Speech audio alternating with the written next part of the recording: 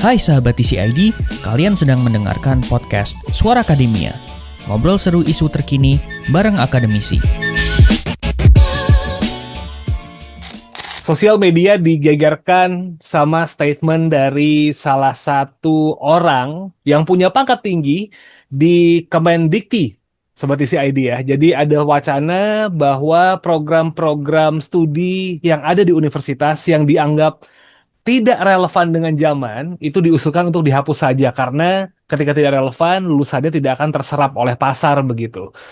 Ini jadi bahasan yang lumayan menarik karena kalau kita ngelihat begitu jurusan-jurusan yang akan dihilangkan itu tuh cukup mengagetkan gitu ya. Banyak banget jurusan pendidikan yang akan dihapus. Terus juga ada jurusan-jurusan lain yang sepertinya tidak hanya mengancam jurusannya, bahkan mengancam kayak mayoritas operasional sebuah perguruan tinggi begitu yang sepertinya mungkin jadi kemungkinan tutup begitu. Meskipun memang statement ini pada akhirnya sudah direvisi, quote unquote, sudah diralat bahwa penutupannya seperti tidak akan terjadi, namun hal ini tuh jadi pertanyaan yang bisa dibilang lumayan menarik kalau kita kulik karena sekarang kalau kita ngelihat tujuan dari perguruan tinggi kan memang menciptakan masyarakat yang paham dengan ilmu dasarnya begitu. Tapi ketika melihat ada wacana untuk menutup jurusan yang tidak terserap tenaga kerja, orang menjadi berpikirnya agak beda gitu. Apakah sekarang memang kampus itu tuh dijadikan sebagai kawah candra di muka untuk menciptakan tenaga kerja, atau sebenarnya tujuan pendidikan tinggi itu tuh membuat orang paham fondasi berpikir begitu. So, perdebatannya sampai hari ini meskipun statementnya udah diralat masih jalan gitu ya, apakah perlu dihapus atau enggak. And for this episode di Suara Akademia kali ini kita bakal membahas soal penghapusan program studi yang dianggap tidak relevan itu tuh sebenarnya worth it or not begitu. And for this episode kita bakal ngobrol bareng sama Mas Holly Rafika Dona. Beliau adalah akademisi dari Universitas Islam Indonesia yang ada di Yogyakarta. Halo Mas Holly, apa kabar Mas? Halo, alhamdulillah sehat. Oke. Nice to know it kalau kabarnya sehat Mas Holly. Em, Pertanyaan saya pertama nih Mas Holly gitu. Ketika pertama kali Pak Brian dari Kemendikti gitu ya mengeluarkan statement ini bahwa ada beberapa program studi yang relevan sepertinya akan lebih baik ditutup begitu. What do you think about these situations? Apakah ini statement pertama kali keluar bikin kaget banyak orang atau sebenarnya ini udah statement yang on point atau gimana? Pertama kali dengar nih Mas Holly. Kayak waktu itu saya agak kaget ya. Kaget sebenarnya ya nggak kaget juga karena satu ini sebenarnya adalah regulasi yang sifatnya regulatif ya. Itu sudah dilakukan berulang-ulang sebenarnya. Mhm. Pendidikan tinggi kita itu sudah mengalami bermacam-macam kira-kira regulasi yang demikian dari link and match ketika Orde Baru, kemudian banyak hal lain. Dan juga sebenarnya katakanlah industrialisasi atau upaya untuk merelevankan dunia pendidikan tinggi dengan industri kan sebenarnya berjalan. Kayak misalnya di kurikulum misalnya ada entrepreneurship, kewirausahaan yang itu mata kuliah wajib dimanapun bagi prodi, sastra juga dapat dan lain sebagainya. Nah juga misalnya yang kemarin terutama dari saya harus bilang misalnya masa kepemimpinan Nadiem Makarim itu kan ada magang merdeka yang Betul. Yang wah itu sangat ini. Jadi sebenarnya kaget tapi nggak kaget juga karena ini udah berkali-kali dilakukan sebenarnya. So Gitu. ini bukan yang pertama dong ya Mas Oli ya. Maksudnya yang kayak mengarahkan udah jurusan yang nggak relevan ditutup aja gitu tuh bukan kayak wacana yang pertama tapi kayak makin diperjelas gitu dong ya. Ya betul sebenarnya. Cuman agak kagetnya karena ada penutupan gitu istilahnya gitu kan kita. Gitu yang kalau di komunikasi masalahnya sebenarnya kita udah kena moratorium ya. Jadi nggak boleh ada lagi pendirian prodi komunikasi di tahun 2025 karena sudah sangat sangat alasannya jenuh ya kira-kira gitu. Oke. Banyak lulusannya, tapi lulusannya juga nggak selalu di bidang komunikasi gitu. Betul. Karena staf ahli komunikasi pun bukan komunikasi kan ya, betul. Banyak yang kayak gitu kok ya, lulusannya apa, kerjanya apa. Tapi nih, kita berbicara di luar dari lulusan dulu nih Mas. Ketika kita berbicara situasi yang sekarang, statementnya kan adalah yang dianggap tidak relevan dengan kebutuhan pasar, Oke. gitu ya. Kita kalau ngedefine prodi yang relevan dan enggak itu tuh parameternya apa sih, Mas? Apakah cuma gara-gara kayak keterserapannya sama tenaga kerja yang tersedia atau apa gitu? Kalau misalnya ngomong kayak gitu kan banyak banget lulus jurusan yang nggak relevan dong sebenarnya. Ya, sebenarnya itu kan pertanyaan yang menjebak sebenarnya, karena Hmm. asumsi dasarnya adalah harus relevan dengan industri, kan Ya, gitu, ya kan? betul. Sebenarnya kemudian problemnya adalah siapa yang kemudian mempertanyakan itu atau mendefinisikan relevansi dengan industri, kan gitu, Ya, betul. kan gitu. Nah, selama ini yang terjadi adalah pemerintah atau negara gitu, yang kemudian mendefinisikan itu, Mhm. kan gitu ya. Alasannya tren berubah lah. Eh, tapi negara kan adalah konsensus bersama. Kalau saya dan sebagian besar saya kira pengajar-pengajar di pendidikan tinggi di Indonesia percaya bahwa pendidikan itu sebenarnya tidak melulu tentang industri gitu. Hmm. Kan begitu. Pendidikan itu adalah untuk memerdekakan gitu. Ya. Mencerdaskan di pembukaan undang-undang dasar itu mencerdaskan kehidupan bangsa, itulah tugas kita gitu. Kita adalah buruh tapi ditugaskan di sana gitu. Dan itu kadang-kala nggak selalu dikaitkan dengan relevansi dengan industri. Industri itu masalahnya kemudian penanggung jawab yang saya kira adalah pemerintah, dalam hal itu pengurus negara sebenarnya. Kenapa demikian? Gini, ketika kemudian kami harus mengajarkan kewirausahaan, misalnya, kan ini sangat industrial sebenarnya. Ya, betul. Kemudian menjalankan magang merdeka, artinya kalau kemudian ada keluhan tentang nggak relevan dengan industri, itu siapa yang nggak relevan kemudian, kan gitu. Ya. artinya selama ini lagi gimana sih, kan dari dulu kita sudah menjalankan itu gitu, menjalankan bagaimana merelevansi dengan industri. Artinya sebenarnya kita mungkin, ya saya nggak bilang pemerintah saja, kita masih belum bisa untuk kemudian menciptakan industri atau mengurusi industri supaya sesuai dengan pendidikan. I see. Tapi fair nggak ya Mas ya buat melihat sebuah prodi itu tuh Hmm. dilihat dari kayak terserapnya lulusannya ke dunia kerja gitu Mas. Is it fair or not gitu? Karena kan biasanya sekarang gini nih. Kalau kita Enggak, ngelihat saya nggak situasi, masuk bilang, oh, saya nggak masuk enggak. bilang apa ya.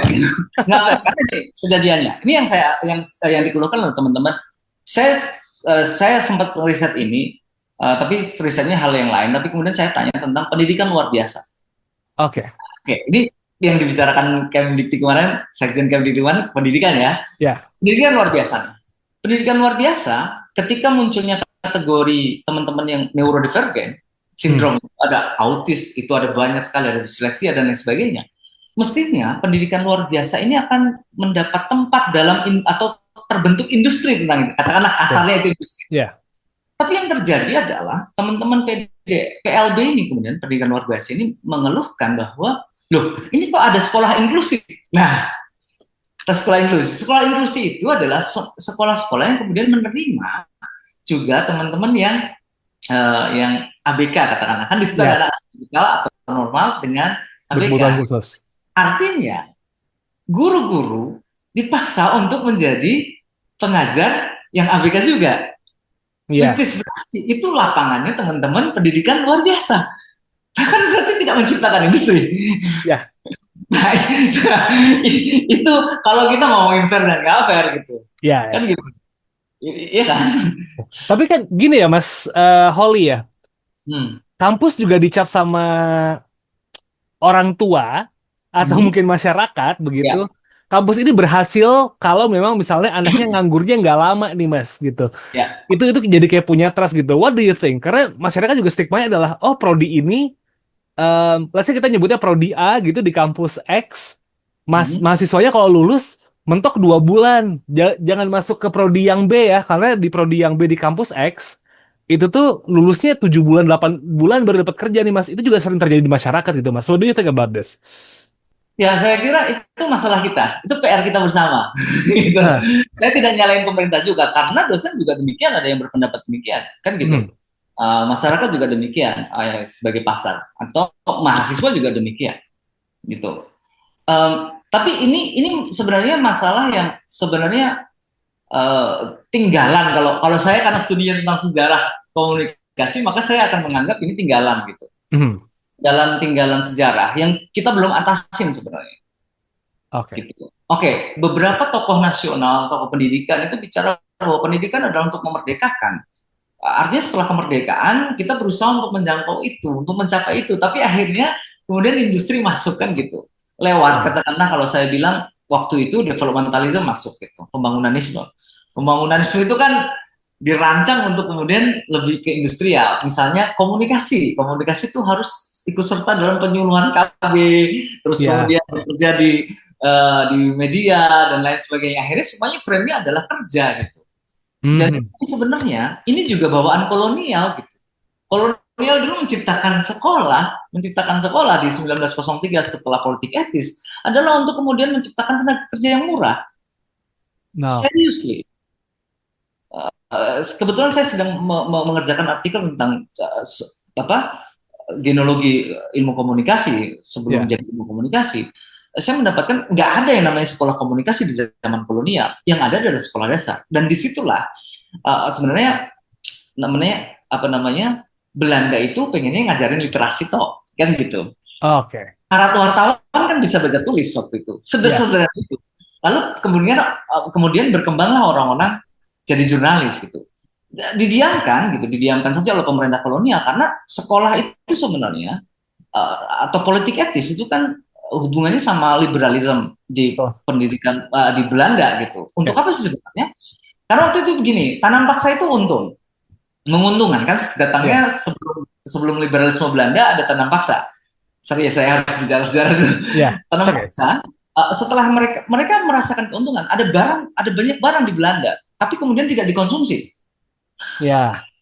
Maka itu butuh kemudian negara jajahan ini seperti Hindia Belanda harus diajari soal higienitas, soal maju itu gimana dan lain sebagainya gitu. Maka waktu itu muncullah yang namanya kemajuan, kan labelnya Ah, itu. tuh. Yang muncul di surat kabar misalnya adalah iklan-iklan tentang produk-produk keseharian yang jarang dibeli oleh masyarakat kita, sabun misalnya dan lain sebagainya. Mhm. Ya. Artinya sekolah itu memang diciptakan untuk industri gitu. Tuh. Gitu. Tapi waktu itu kita kondisinya dijajah. Nah, tapi kemudian para tokoh nasional itu paham soal itu gitu. Dan kemudian mereka membalik logika dari pendidikan itu. Oh enggak, yang penting adalah kita merdeka, bukan maju gitu. Mhm. Lalu kemudian kita merdeka 45 Ya. Ya. gitu. Begitu kita mulai membentuk itu datanglah yang developmentalism gitu, pembangunanisme yang ya kita di antara perang dingin kan soalnya waktu itu. Betul. Dan kemudian ya waktu itu pengaruhnya juga pada kita adalah ya soal ekonomi politik gitu. Artinya ya pembangunanisme sebenarnya menjadikan kita konsumen. Kan sama saja sebenarnya gitu. Jadi Oke. gitu, sampai hari ini yang terjadi kalau di komunikasi adalah kita menjadi konsumen bagi teori dan sekaligus produk gitu. Misalnya Mas, misalnya nih, kalau teman-teman di jurnalisme mungkin kenal yang namanya mobility journalism Ya. atau mobile journalism. Oh. Nah itu pertama kali muncul kan dari barat sana, kemudian kita adopsi. Teknologinya kita beli dari mana ya? Otomatis kita beli dari mana? Ya. Sebenarnya. Nah ini PR sebenarnya, PR yang tidak pernah diatasin gitu, Oke. atau belum pernah diatasin. Ada yang ngatasin, tapi ya hanya kecil gitu. Saya kira banyak juga sebenarnya yang mengatasi, tapi ya itu tidak jadi mainstream. Gitu kira-kira. Artinya kalau bisa dibilang secara historis memang obsesi penguasa di sebuah era dari zaman kita belum merdeka sampai Ya, hari ini gitu Mas, itu segede itu ya Mas buat mencetak tenaga kerja rather than orang-orang yang berilmu gitu Mas. Jadi kayak sekolah ya, tuh dilihat kayak ini di shape buat bisa kerja dan akhirnya ngedorong ekonomi. Cuman di situ doang obsesinya Mas, kurang lebih betul, dari dulu betul, gitu. betul. Dan itu masalah kita. Dan sebenarnya saya berharap Kemdikti itu malah bicara soal itu, bukan masalah kemudian mendorong kita untuk menjadi relevan dengan industri. Iya betul. Memang kita harus menjaga negara, artinya berpartisipasi dalam pembangunan negara. Tapi dalam konteks pendidikan kita punya masalah di sana. Hmm. Pembangunan, iya pembangunan. Tapi kalau pembangunan itu kemudian didefinisi soal maju dan tidaknya itu kemudian didefinisikan bukan oleh kita, terus buat apa kan gitu? Ya, Gitu tuh. kira-kira. Saya Gitu. menarik ketika ngomongin soal obsesi yang lama ini dengan marwah perguruan tinggi nih Mas, yang kalau kita lihat di luar negeri bahwa perguruan tinggi kan jadi institusi yang memang harus dijunjung dan memang melahirkan orang-orang yang dianggap nantinya setelah lulus menjadi intelektual begitu. Ya, Tapi dengan logika yang beredar di hari ini bahwa kampus adalah pabrik pencetak tenaga kerja, mungkin bukan ya, tenaga kerja yang murah ya, yang bisa dibayar UMR dulu di ya, awal-awal, nggak tahu melebihi UMR-nya kapan, we'll ya. never know. Atau mungkin di rolling-rolling terus orang-orang di UMR. Eh, ada sedikit pergeseran framework gitu dari tujuan awal sampai dengan di hari ini stance orang lihat gimana. Dengan situasi yang ada nih Mas Holi sekarang, orang banyak yang beranggapan bahwa kampus itu tuh sebagai pemasok kebutuhan pasar, especially tenaga kerja. Marwahnya perguruan tinggi tuh pelan-pelan kekikis dong Mas, artinya.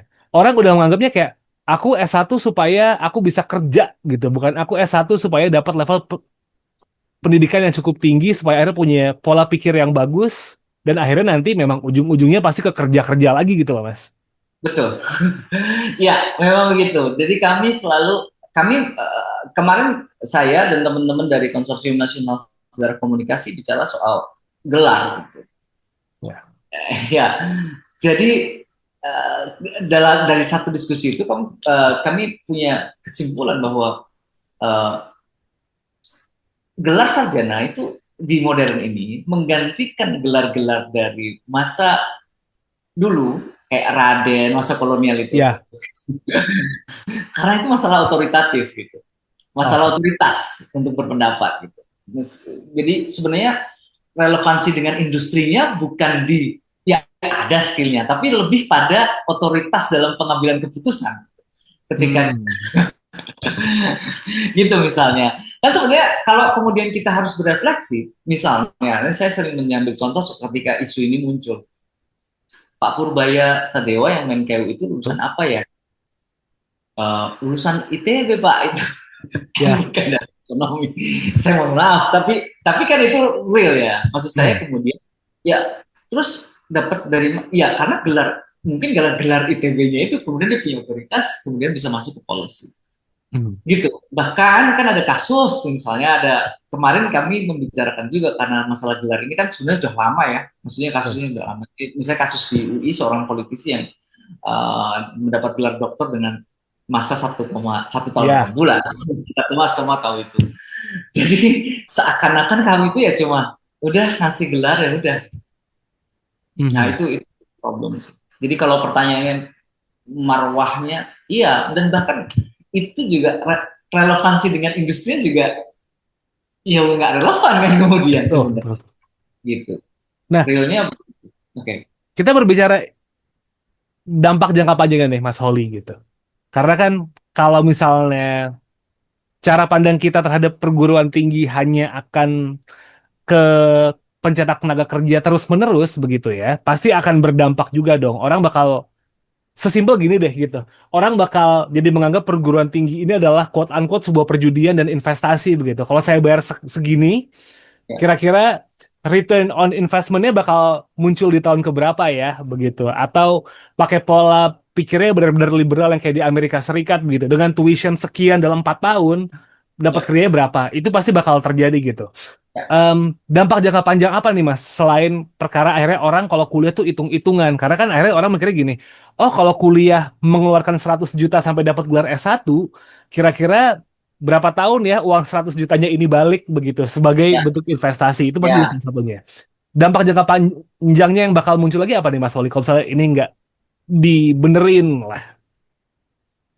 Ah, pertama satu sebenarnya masalah dasarnya adalah masalah kemudian kami kami sebagai orang-orang yang di kampus ini sebenarnya tidak punya otonomi dalam bekerja, dalam memajukan pengetahuan. Kan gitu. Ya, Otonomi itu bukan berarti liberalisasi ini ya, ya, betul, betul. liberalisasi status perguruan tinggi, bukan itu, tapi Oh ya. otonomi intelektual. Ya itu problem. Jadi kami kemudian harus kemudian terus ikut pada bagaimana kebijakannya ganti, negara pemerintahnya ganti, kebijakannya ganti. Nah ini problem gitu, kemudian. Jadi itu akan terus berulang, itu satu. Yang kedua, technically saya nggak bisa ngebayangin kalau misalnya ya eh, orang-orang yang bekerja di kampus, misalnya katakanlah agama Islam gitu ya, Ya. harus kemudian direlevansi dengan industri apa? Om sekarang perilakunya nggak Islami misalnya gitu. Ya. Wah ini butuhin, tutup aja lah. Gimana?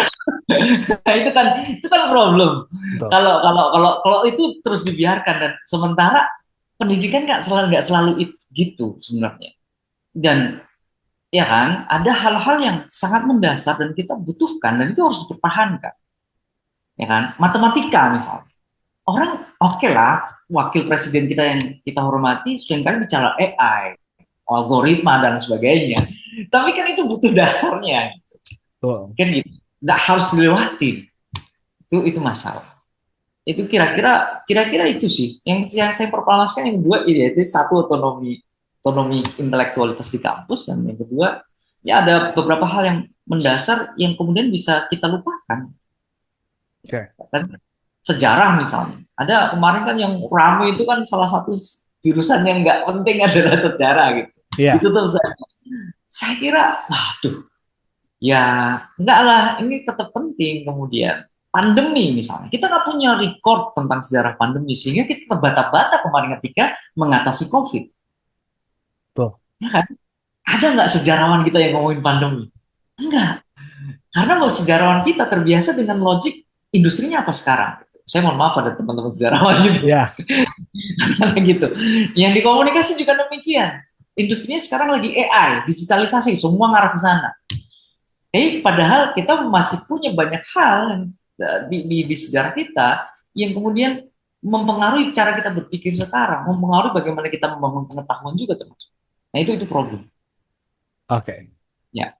Jadi memang kalau misalnya kita berbicara tentang situasi dan juga statement kemarin begitu tuh, well, meskipun pada akhirnya memang orang memiliki gelar S1 untuk memenuhi kualifikasi pekerjaan yang sudah ada karena memang sudah ditetapkan, jangan sampai segitunya banget ya yang kayak jadi, oh ya udah biarkan universitas menjadi pencetak tenaga kerja semata-mata, jadi kayak S1 itu pasti jadi labor gitu nggak sih Mas Ya, Holly betul. gitu ya? Karena kalau semata-mata jadi labor, well, Ya. mungkin jurusan beberapa keilmuan nggak terlalu dibutuhin lagi ke depannya gitu ya. Ya, S3, yang lain, yang ketiga nih, saya kemarin juga dapat dari Prof. Sulis Tiawati Irianto dari UI, cerita bahwa hukum itu kan kayak apa? Ya relevan dengan industri kan. Ya. Dia kan hukum dan kedokteran itu sangat eksklusif sebenarnya. Ketimbang Betul. kami komunikasi yang inklusif. Komunikasi bisa dimasuki oleh siapa saja. Tapi hukum itu enggak, kedokteran juga tidak. Tapi kata Prof. Sulis, ini juga problem bahwa hukum itu kalau di luar, kalau kita mau bersaing dengan luar ya, Ya. hukum itu tidak didekati dengan studi yang doktrin, gitu, yang doktrinal. Jadi kemudian menghafal KUHP dan kemudian masuk. Tapi juga model-model studi yang lain yang berkembang sekarang, misalnya etnografi. Kalau Prof. Sulis itu etnografi di pengadilan gitu. Bagaimana hukum itu secara etnografi di pengadilan dan berkembang di sana. Maksud saya kemudian artinya kalau kita membiarkan ini semua, kita nggak akan turut dalam pembangunan pengetahuan. Ya. Karena terus-menerus bahwa kita didorong untuk selalu menuruti industri. Sementara studi-studi yang tampaknya itu membangun pengetahuan, itu tuh tanpa studi yang membangun pengetahuan tujuannya itu tampak tidak terlalu digemari, buat apa dan lain sebagainya. Padahal penyelenggaraan kehidupan ya itu butuh seperti itu kan. Oke. Ya, hukum itu ya nggak selalu di KUHP, tapi juga hal-hal yang berkembang di ruang pengadilan kan itu yang dimaksud orang. Nah kira-kira gitu. I see. Jadi kalau misalnya dibiarkan nih Mas Holly, jadi kayak apa ya? Jadi kayak makin carut marut gitu ya. Satu pihak Betul. universitas akhirnya mau nggak mau ikutin maunya industri apa dan geraknya ke sana terus. Betul. Betul. Terus calon mahasiswa dan masyarakat gitu jadi mikirnya jadi pragmatis aja, yang penting aku lulus aja, yang penting keserap gitu ya. Itu yang justru malah bahaya, dan apa ya, proses transfer knowledge di universitas yang seharusnya berjalan itu malah justru hilang karena yang penting gelarnya dapat terus kerja, kurang lebih gitu kali ya Mas Oli ya. Betul. Dan jurusan STEM akan semakin laris ketimbang Oh iya. sejarah dan sosial. Itu pasti. Ya. Karena mereka outputnya jelas gitu. Salah satu problem di kami itu kan di sosium biasanya adalah outputnya apa gitu. Seakan-akan itu mudah, padahal nggak juga gitu. Kan gitu. Ya, ya, ya. Kira-kira itu sih. Dia kan lebih clear ya, misalnya Betul. outputnya apa, bikin gedung kalau arsitektur. Kan gitu. Bikin denahnya, gimana campuran semen, hitungannya gimana gitu. Nah kalau komunikasi kan agak sulit. Dan masalahnya sebenarnya um, yang terjadi di kita sebenarnya masalah-masalah sosial yang perlu perlu perlu apa ya, perlu dibangun sebenarnya. Misal ya, apakah regulasi pemerintah tentang proyek strategis nasional misalnya yang kita sama-sama tahu apakah itu kemudian apa itu perlu pertimbangan orang sosial humaniora, gimana bisa lebih arif memperlakukan orang dan lain sebagainya. Itu banyak kasus kan yang muncul kan. Kira demikian. Oke. Memang menarik, meskipun sudah diralat dan sebenarnya tidak terjadi gitu ya, penghapusan jurusan yang tidak relevan, tapi semoga diskusi ini bisa ngebuat kita semua gitu punya framework yang lebih oke lagi untuk melihat perguruan tinggi itu tidak hanya sekedar sebagai tempat untuk mencetak ijazah dan juga mencetak tenaga kerja baru, tapi juga ada transfer knowledge yang bisa ngebuat orang dengan kualitas yang lebih bagus dan bisa mencerdaskan kehidupan bangsa gitu. Karena kalau udah lulus, itu bisa ngebuat society jadi lebih baik lagi.